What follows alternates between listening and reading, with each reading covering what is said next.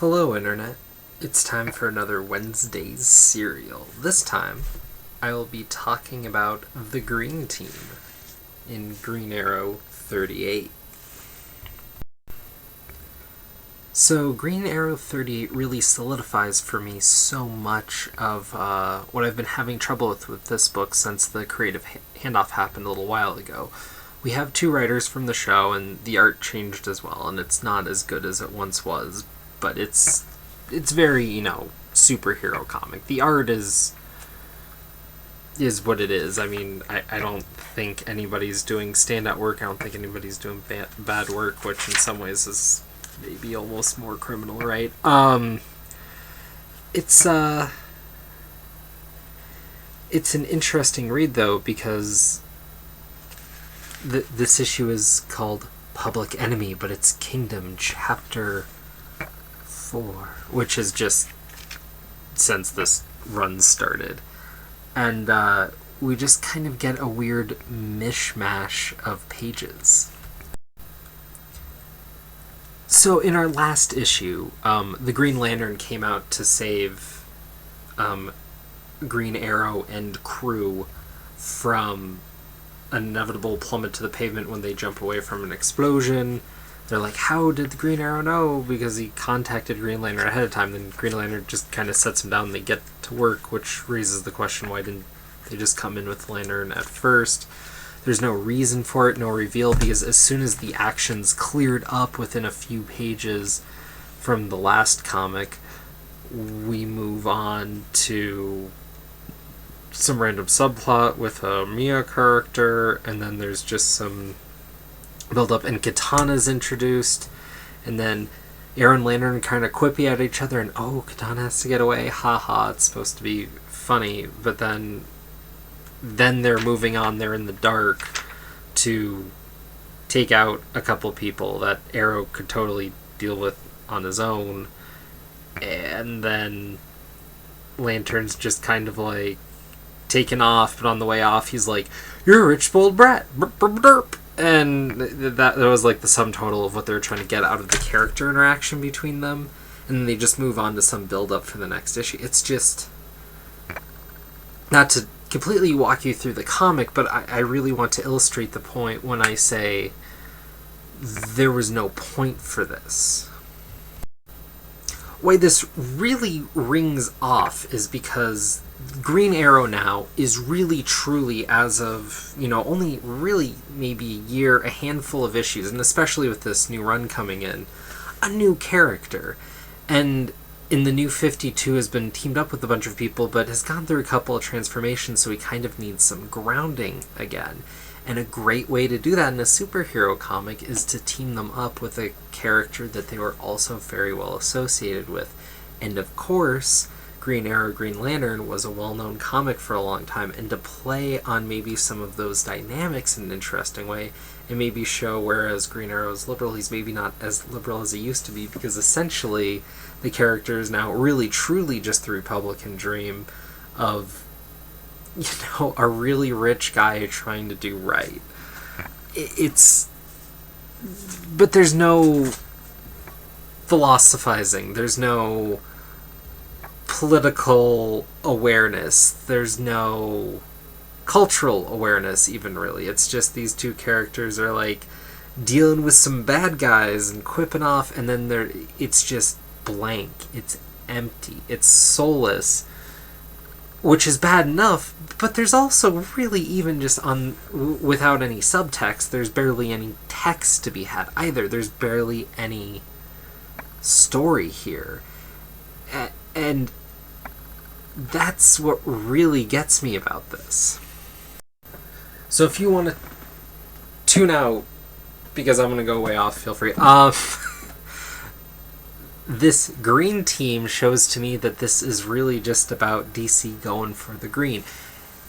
Because this comic was printed to make DC money. There was no authorial intent, there was no editorial real mandate, there was no artistry, the only reason this comic was printed was because Green Arrow had to be printed this month.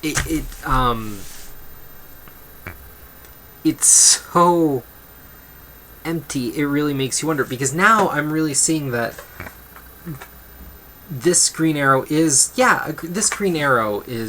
informed greatly from the show, and there's lots of bumps and nods, and that's fine.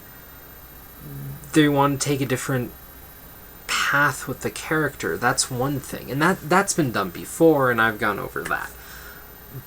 But what makes this bad, and bad is nothing new, but what makes this bad versus the way that those sorts of things were handled in the past and are well remembered, is that those were trying to be funny or have a different slant on the character or try to say something or do something. It had a goal, it had a purpose, it had a thought behind it. This comic does not. There is nothing between these pages except filler from one moment in the issue to a brief moment here to a moment the next to set up a sort of, oh ho, this was the bad guy and we got him. It's destructive to hear. And what gets me about that is because we're dealing now with this new age of comic books being owned by corporate entities and seeing how that really is affecting them. Because the effects haven't really started until, well, now last year. And so, seeing what comics maybe get better attention, more money, and then maybe do better because of that should be interesting. I think we have yet to see a true example of that. We'll see. I mean, Guardians of the Galaxy is getting a lot of attention, and maybe there's some good stuff there. And now they announced a Guardians team-up, which is a weird concept for what's already a team book. So, maybe there'll be something there. But this is a comic that's really falling by the wayside. And what hurts doubly about this too, and what was wary about it going in, is not so much that they decided to inform Green Arrow off the show, which is fine, but the fact that there was a Green Arrow TV show comic already, and then they're also towing the line with this comic, which means that they had no faith in the hyper-liberal Robin Hood analogous character running around the DC universe. And now we have this. And it's not that something different is wrong, it's that changing things for the sake of change and not thinking about it is worth no one's time. So needless to say, I'm going to be dropping this. If anybody was considering this, please stay away, and, find a better book. There's plenty of them. And I will say that. I feel bad. I've been reading some comics and loving them. There's lots of great stuff going on right now. This week in particular, as far as what came out this week, I had nothing special to say about anything I picked up. Partially because I didn't pick up anything new. I didn't want to pick up Ant-Man 1 because it just, in my mind, I can't shake this, corporate dealing that they're with, and oh man, Ant-Man's getting a movie, so he has to have his own comic now, and also, do we really need another just random white dude just because he happened to be a character for a few years getting his own thing? It seems it's so manufactured. It doesn't feel like there's going to be anything worthwhile there. I could be wrong, and hopefully it is a good comic, and even if it is a good comic, I really seriously doubt it's going to be a good comic past, say, 8 issues, which seems to be the deal with a lot of these big Marvel blow-ups, because they lose attention in the book and it just wanders because nobody cares, not even the people working on it, it seems. Of course, there's some new Image stuff, but I'm really trying to restrain myself from buying a bunch of new Image #1s if I have no love for it, to pick up the trades later, because I always enjoy the book so much more that way. Talked about that before. And, New Year's resolutions, damn it. That'll last 2 weeks, probably. So, yeah. That's it for this week. But thank you for tuning in. And I hope to hit you soon with another comic review, but New Year.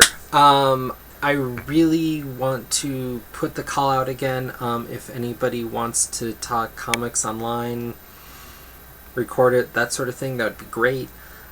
And I'd like to try to set up some more topic reviews. I'm just finding I have a lot more motivation when anyone else is involved. That way I know at least one person's listening to me.